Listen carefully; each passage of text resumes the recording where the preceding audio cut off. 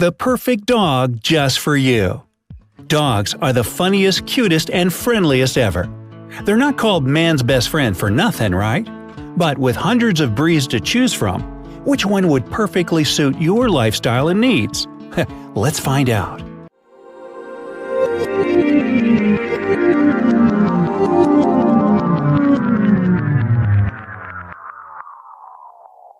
They're looking not only for a friend, but also a faithful guardian in their dog. If those people, and you want your pooch to look after your home, you should probably consider a Rottweiler, Doberman Pinscher, or German Shepherd. These breeds are natural guard dogs, since they don't trust strangers that easily, and they'll do a good job at protecting your house. Now, that doesn't mean they won't be funny or cute. Don't worry, they can easily do both. You probably won't find a good fit in retrievers, though. These dogs are usually way too friendly, so burglars would be welcome with a wagging tail and slobbery kisses. Number 11. If you have a big family full of kids or just welcomed a newborn into this world, it can seem challenging to pick the perfect dog breed. Of course, pretty much every dog loves children. But this would be a territory where a Labrador or Golden Retriever would be completely unbeatable. They just adore children and are always ready to play. Nothing makes them happier than fetching a ball. If their size intimidates you, consider getting a Beagle. A Pekingese may not be a good choice though. They usually prefer to be the only child in the family. Number 10. Athletic dogs.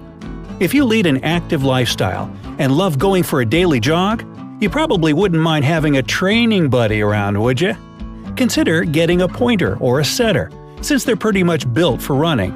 If you want something a bit smaller, a Jack Russell Terrier can be a good choice as well. It's not a good idea to get an English Bulldog or a Pug.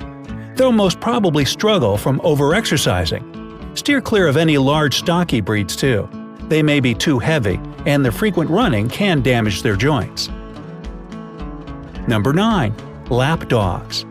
What could be better than chilling out on the couch and watching some TV after a hard day's work? If you're looking for a furry cuddle buddy who will always be happy to laze around on the sofa with you, a French Bulldog or a Maltese is your perfect fit. They'll always be by your side, or on your lap, whenever you're reading a nice book or watching your favorite TV show. Any working breeds are usually completely different. They require lots of exercise and activity, hence the name. Number 8. Dogs for busy singles.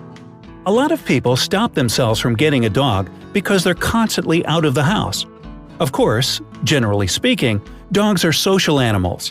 But still, some breeds deal with being home alone better than others. If this describes your lifestyle, think about getting a Shar-Pei or a Basset Hound. Retrievers and Collies, on the other hand, aren't a good fit for you because they like and require constant socializing. And don't forget that any dog needs love and attention. You shouldn't get one if you won't be able to spend at least some time with your buddy.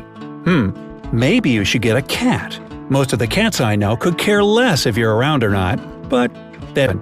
Dogs for seniors. Freshmen and sophomores get their own breeds. If you're retired and have decided to welcome a dog into your home, a good option for you would be a Boston Terrier, a Pug, or a Cavalier King Charles Spaniel. Boy, that's a name.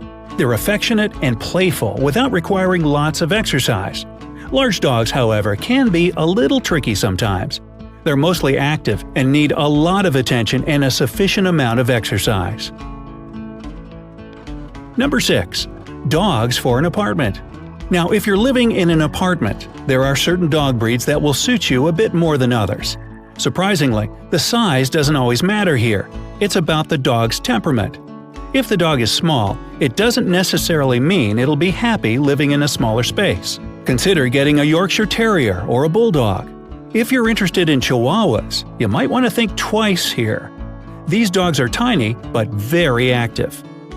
Number 5. Dogs for multi-pet households.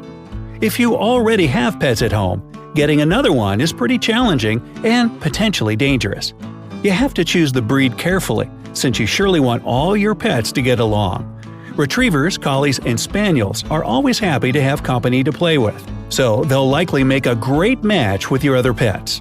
Terriers, or breeds typically used in dog fighting, can sometimes be a bit complicated. Without a doubt, they have beautiful personalities, but unfortunately, fighter dogs were bred to be aggressive and competitive. It's simply in their nature. Number 4. Dogs that do well in hot climates. Most of us love summer, but not all dogs will agree. If you live in a place where it's hot most of the year, you should think carefully about which dog to get.